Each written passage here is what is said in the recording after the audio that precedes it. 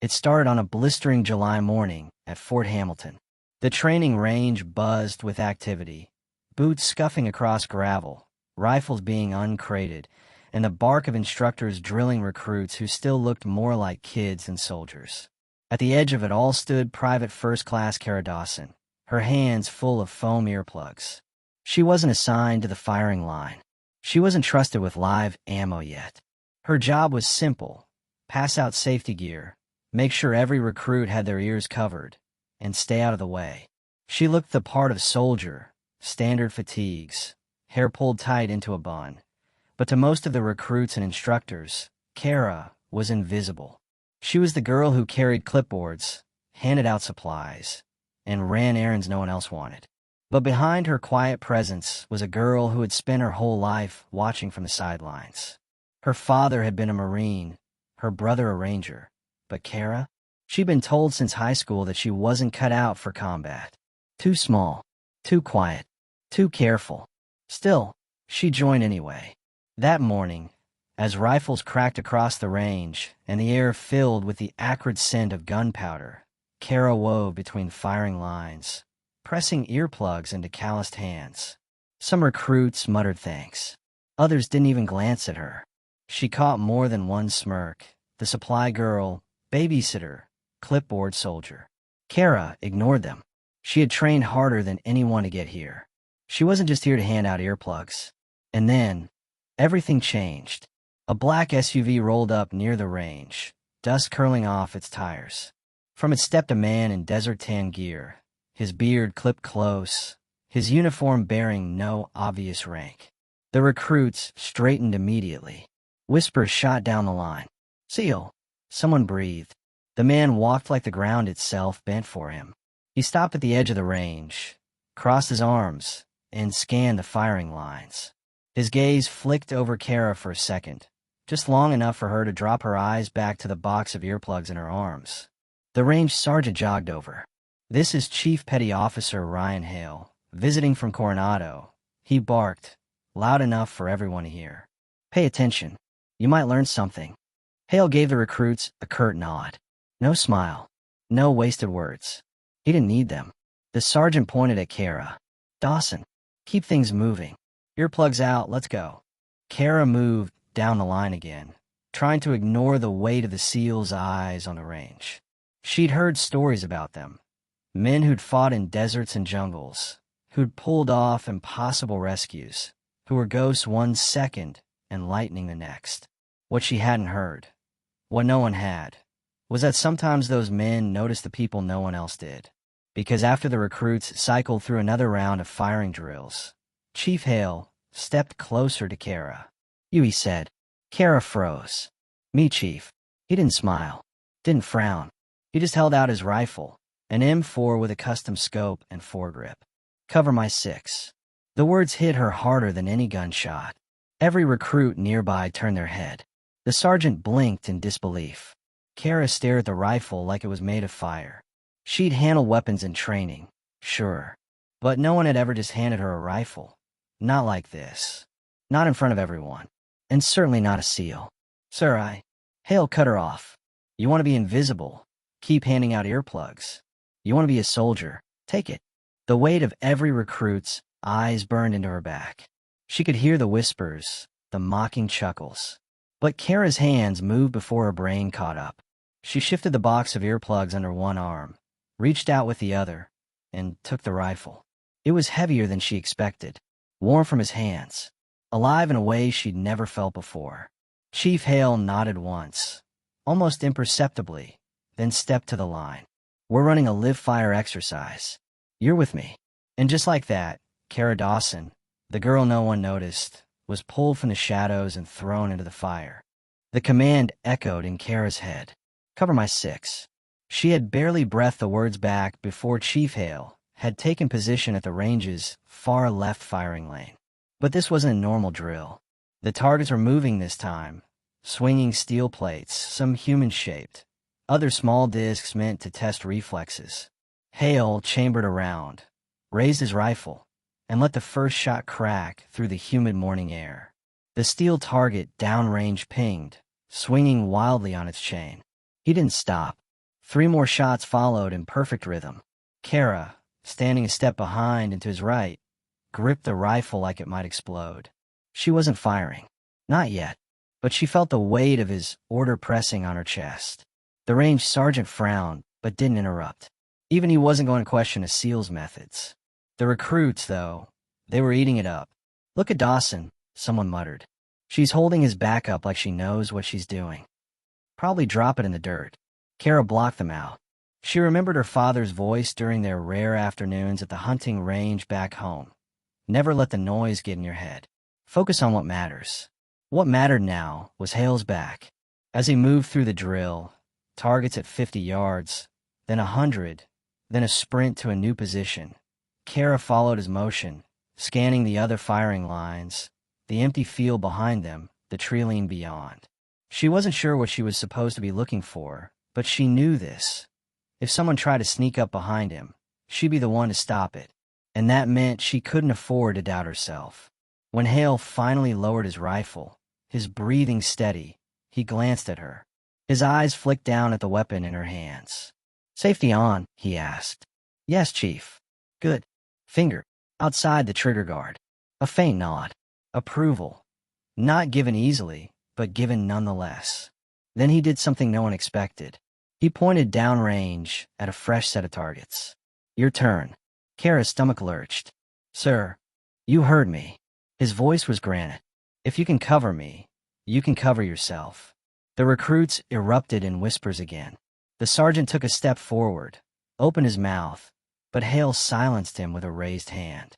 Kara felt every drop of sweat roll down her spine as she stepped up to the line. The rifle was heavier in her hands now. She adjusted her grip, lined the sights, and forced herself to steady her breathing. The first target was only 50 yards. She squeezed the trigger, slow, steady, just like she'd been taught. The steel plate sang. A rush of adrenaline surged through her veins. She moved to the next target, then the next, until the rifle cracked again and again, the recoil slamming into her shoulder. When the final plate dropped, she lowered the rifle, her chest heaving. Silence. Then a slow clap. It was Hale.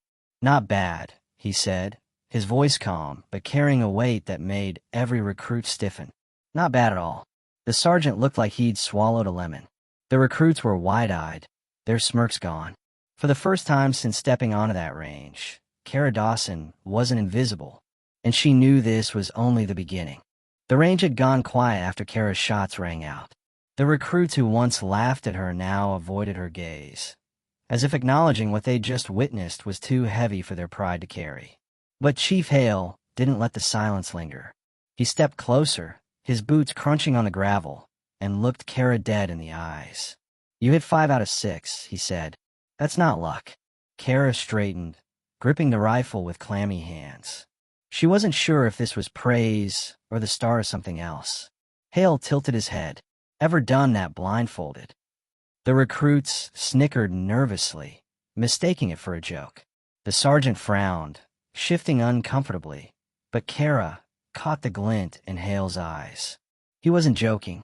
"No, Chief," she said carefully. "Good." He tossed her something, a strip of black cloth. "Then today's the first time." The whispers behind her rose again, sharp and mocking. "Blindfolded? She'll miss every target."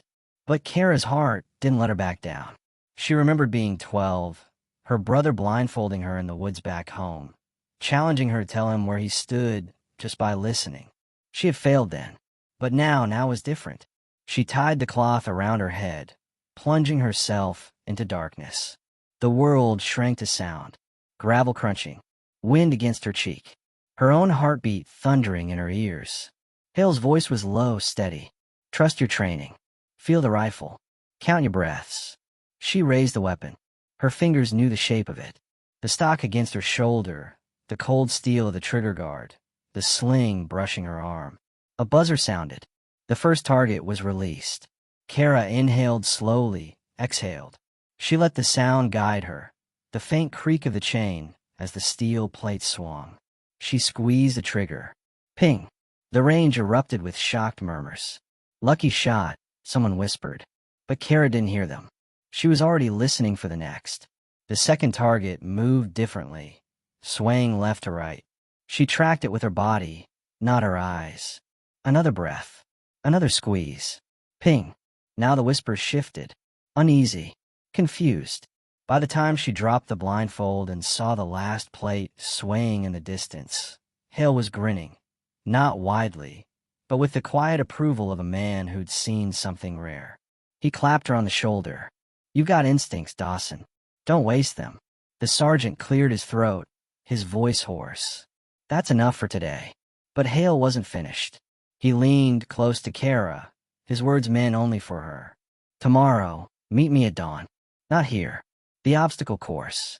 And bring nothing but determination." Kara swallowed hard. "Yes, Chief." As he walked away, recruits stared after him. And at her. For the first time, she wasn't invisible. For the first time, they didn't know what to make of her. And for the first time, Kara wondered what exactly she had just stepped into. The sky was still dark when Kara jogged across the base toward the obstacle course. A thick fog clung to the ground, the kind that made everything feel heavier, more dangerous. She expected Hale to be late, or at least to arrive with other instructors. Instead, he was already there, standing with arms crossed, his shadow stretching long across the dirt. "You came," he said simply. "Yes, Chief." "Good." Because most would have quit after yesterday. Before Kara could answer, he pointed to the first obstacle, a 30-foot rope wall slick with dew. "Climb." Kara didn't hesitate. She dropped her pack, sprinted forward, and grabbed the rope. Her muscles screamed as she hauled herself upward, boots slipping against wet wood. But she forced herself higher, hand over hand, until she reached the top. Hale nodded once. Down. She rappelled down the backside, hitting the dirt hard but steady. "Next." Hale barked, pointing to the mud pit lined with barbed wire. Kara dove flat, crawling under the wire as the mud sucked at her uniform. Every inch forward was a battle. Her chest burned. Her arms trembled. But quitting wasn't an option. By the time she dragged herself out, covered head to toe in muck, Hale was already moving toward the next station, the balance beams, the wall climb, the cargo net. He didn't give her time to rest. Didn't give her words of encouragement. Only orders. And Kara followed every single one. Her body was failing, but her will wasn't. She remembered her father's stories of endurance, of how the Marines pushed past breaking points. She remembered her brother telling her once, "You'll never know what you're capable of until you've been asked to do the impossible." When she finally collapsed at the finish line, chest heaving, Hale crouched beside her. "Not bad," he said. "Not great, but not bad." Kara coughed, mud dripping from her chin. "Permission to improve, Chief." That pulled a rare grin from him. Permission granted. He stood, offering her a hand. She took it, and he hauled her to her feet like she weighed nothing. "You've got grit," Hale said. "That matters more than speed or strength. Grit keeps you alive when your body quits." Kara's throat tightened. She had never heard anyone say that to her before. Not her instructors. Not her family. "Why me?" she asked softly. Hale studied her for a long moment. "Because you remind me of someone. Someone who didn't give up when everyone told her she should." Before she could ask who, the base alarm suddenly wailed in the distance, sharp, urgent, real. Hale's expression hardened. He pulled his radio from his vest. "Talk to me." Static. Then a frantic voice. "Perimeter breach. North side. Unknown personnel. Possible armed." Kara's heart slammed in her chest. This wasn't training. This wasn't a drill. Hale turned to her, his jaw set. "Looks like today's test isn't over." And before she could catch her breath, he handed her a sidearm. "Stay on me. Cover my 6." The same words as yesterday, but this time, they weren't just for show. The siren's wail didn't stop. It seemed to pulse in Kara's veins, demanding action. Hale didn't waste time. He checked the chamber of his sidearm, then glanced at Kara to see if she even knew how to handle one. To his surprise, she'd already racked the slide, her hand steady. "Good," he muttered. "Stay behind me. Don't engage unless I say so." They sprinted across the base, boots pounding against the gravel. The fog hung thick, swallowing the edges of the barracks and the fence line. Kara's lungs burned, but adrenaline carried her forward. At the northern perimeter, floodlights cut swathes of brightness through the mist. Shapes moved just beyond the chain-link fence, shadows slipping where they didn't belong. Hale signaled for Kara to stop. He crouched low, his body language controlled but tense. Kara mirrored him, pressing her back against a concrete barrier. Eyes open, he whispered, ears sharper. From the fog came a metallic snap. Wire cutters. Kara's breath caught. She peeked around the barrier and saw them. 3 figures in dark clothing, cutting through the fence. Their movements were practiced, too quick to be amateurs. Hale noticed it too. His jaw tightened. These aren't kids sneaking onto the range. He tapped his radio again. Command, this is Chief Hale at North Perimeter. We have at least 3 intruders breaching the fence. They're organized. Possible hostile intent. The response was crackling and delayed. Roger that, Chief. Quick Reaction Force is mobilizing. ETA 5 minutes. 5 minutes. But Hale knew 5 minutes could be the difference between a secure base and a compromised one. He looked at Kara. Her eyes were wide, but her grip on the pistol didn't shake. You see them?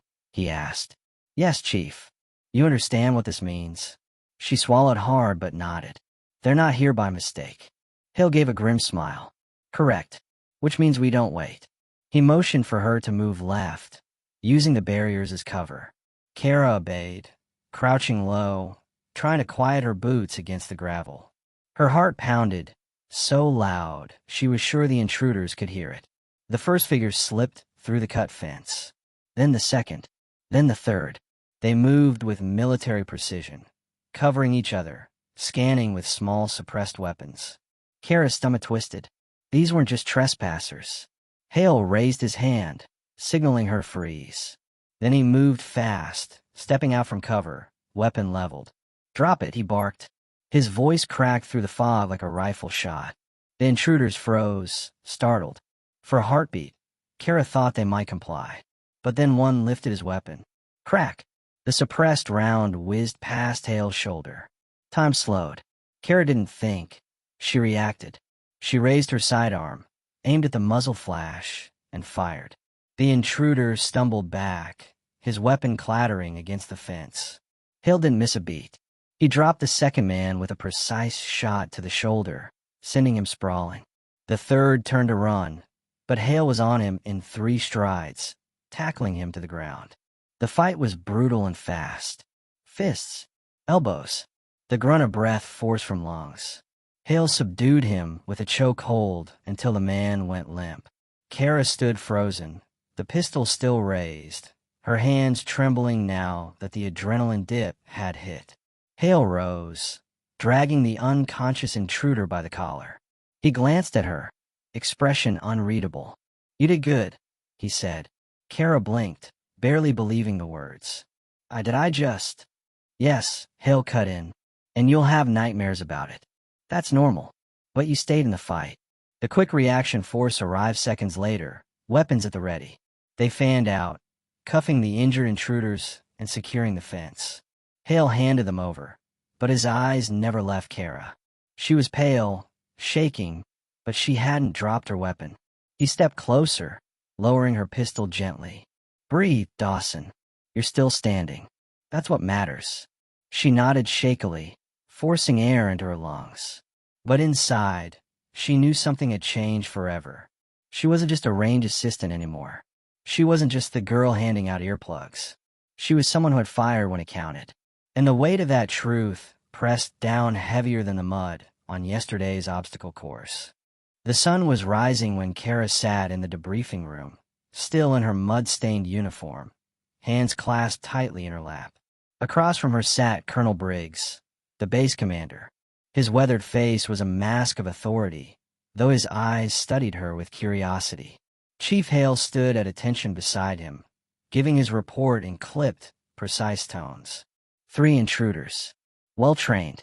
Attempted breach at 0420. 1 incapacitated, 2 restrained.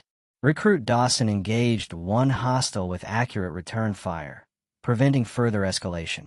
Briggs raised an eyebrow, shifting his gaze to Kara. "Recruit Dawson." Kara's throat tightened. She wasn't supposed to speak unless addressed directly. And now, the colonel's eyes were fixed on her like she was under a spotlight. "Yes, sir," she said softly. "You fired on an armed intruder?" "Yes, sir." "You realize it's not standard protocol for your position?" Kara's stomach dropped. "Yes, sir." Silence stretched, the weight of it unbearable. But then, to her surprise, Briggs leaned back in his chair and let out a slow breath. "Protocol aside, your actions likely prevented casualties." His gaze flicked to Hale. "You trained her." Hale's voice was even. "No, sir. She trained herself. I just gave her a chance." The colonel studied them both, then clasped his hands. "Recruit Dawson, what made you pull the trigger?" Kara's mouth went dry. She searched for words, the truth pressing against her chest. "Because if I hadn't, Chief Hale would have taken the round instead of me," she said quietly. The room was silent again, but this time it felt different. Heavy, yes, but also respected. Briggs nodded slowly. Honest answer, and the right one. He stood, placing his hands behind his back. "The intruders will be interrogated. Intel suggests they may be connected to a larger operation. Which means," he paused, eyes narrowing, "we'll need eyes and ears we can trust. People who don't freeze when things go wrong." Hale shifted slightly, but the colonel raised a hand. "No arguments, Chief. She proved herself. Whether you like it or not, Dawson's earned more than range duty." Kara's chest tightened. She wasn't sure if this was promotion, punishment, or something far more dangerous. Briggs stepped closer, his voice low.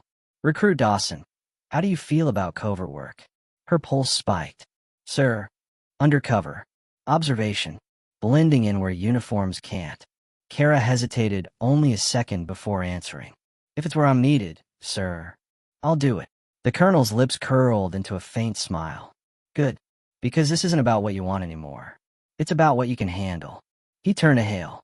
"She's under your supervision. Train her for field ops. If she fails, it's on you." Hale didn't flinch. "Understood, sir." As they left the room, Kara's legs felt like stone. She walked beside Hale, trying to steady her breath. "Covert work?" she whispered. Hale gave a rare chuckle. "Didn't think handing out earplugs would turn into this, did you?" Kara shook her head. "Not even close." He stopped, turned to face her. "Listen carefully. What happened last night was real. You kept me alive. That's not nothing. But what comes next?" He leaned in, his voice dropping. "It's going to be harder than anything you've faced so far. And you'll wish you were back on that obstacle course by the time it's over." Kara met his gaze, fear gnawing at her stomach. But beneath it, a spark of determination burned. "Then I'll be ready," she said. Hale studied her, then nodded once. "Let's hope so." Kara Dawson had never worn civilian clothes on base before. Now she sat in a dim briefing room, jeans and a gray hoodie replacing her mud-stained uniform. It felt strange, like armor stripped away. Across from her, Chief Hale tossed a thin dossier on the table. Its cover was marked classified in bold red. "Your first mission," he said flatly. Kara's pulse quickened. She opened the folder. Inside were grainy surveillance photos of a woman. Early 30s, dark hair tied in a bun, eyes sharp as glass. "Who is she?" Kara asked. "Dr. Alara Voss. Contracted civilian, working logistics for a private company. On paper, she supplies food and fuel. In reality, she may be funneling equipment to the same group that breached our fence." Hale tapped the photo. "We need someone she won't suspect. Someone who looks harmless." "That's you." Kara frowned. "I'm supposed to get close to her?" "Not close. Just close enough. You'll attend a civilian expo tomorrow. Military contractors, suppliers, media. It's a circus. Voss will be there. Your job is to observe. Blend in. If you get the chance, listen. No heroics." Kara studied the photo again. Her stomach twisted. This wasn't a drill. She wouldn't have Hale standing at her shoulder with a weapon ready. She'd be alone. But she nodded. Understood. The next day, Kara walked into the buzzing convention center, heart hammering beneath her borrowed jacket. Rows of booths displayed glossy brochures and shining equipment. Radios, drones, armored vests. The air smelled of coffee and metal polish. She felt small, out of place. Just a girl wandering among professionals. Exactly as intended. Then she saw her, Dr. Voss, standing at a booth, speaking to two men in suits. Kara kept her distance, pretending to study a display drone while angling her ear. "Shipment will move next week," Voss said softly. Her voice clipped.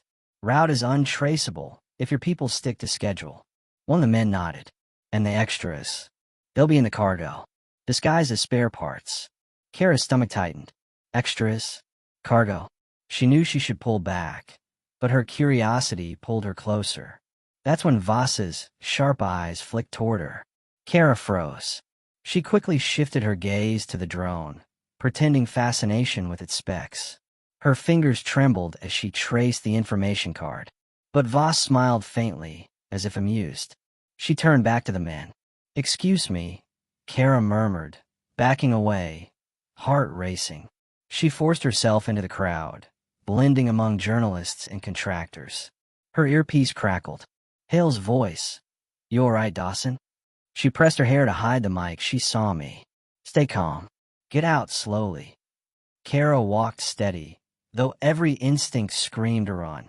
She slipped out a side door into the cool evening air. Her knees nearly buckled with relief. But the relief didn't last, because someone was waiting in the shadows of the alley. A man, tall, broad, his suit too clean for a vendor. He blocked her path. "You're new," he said, voice like gravel. "Who sent you?" Kara's mouth went dry. She reached for her phone, but he stepped closer, hand brushing his jacket where a weapon likely hid. Her training whispered in her head, "Don't escalate unless forced." But then Hale's voice hissed in her ear, "Dawson, you're compromised. Move now." Kara didn't think. She pivoted, slamming her elbow into the man's ribs, darting past him into the street. Horns blared as she sprinted across traffic, weaving between cars. She didn't stop until she ducked into a crowded metro station, chest heaving, sweat slick on her skin. "Report," Hale demanded. "I'm clear," Kara gasped. "But they know someone's watching." Silence hung for a beat. Then Hale's voice came grim. "That was too close. You did good staying alive. But this just got bigger." Kara leaned against the wall, trying to catch her breath. She'd gotten out, but she could still feel those sharp eyes of Dr. Voss on her, as if she'd been marked. And she knew this was only the beginning. 2 nights later, Kara was back on base, but the air was different, charged, restless. Soldiers moved with urgency. Trucks idled near the gate, loaded with gear. She found Hale by the motor pool, checking a rifle. "What's happening?" she asked. He didn't look up. "Convoy intercepted. Intel confirms Dr. Voss's people tried moving weapons. Some slipped through. We're deploying to recover them." Kara's heart thudded. "And me?" Hale's eyes finally met hers. "You're coming. You wanted to prove yourself? This is it." The words hit harder than gunfire. She swallowed her fear and nodded. Hours later, she rode in the back of a Humvee, weapon across her lap. The night outside was thick with fog, the road twisting through desolate terrain. Her palms were slick against the rifle grip. The convoy halted abruptly. "Contact," someone shouted. Gunfire erupted, sharp cracks slicing the fog. Bullets pinged against metal. Kara ducked, heart slamming, ears ringing. "Out! Move!" Hale bellowed. Kara scrambled from the Humvee, diving behind a barrier. Shadows flickered in the fog, armed figures firing from concealed positions. Her mind screamed to freeze. But Hale's voice cut through. "Dawson, cover the left flank." She forced her trembling hands to steady the rifle. She fired, the recoil jolting her shoulder. A figure dropped. Another scattered back into the mist. But then, a flash. An explosion rocked the ground, flipping one of the trucks.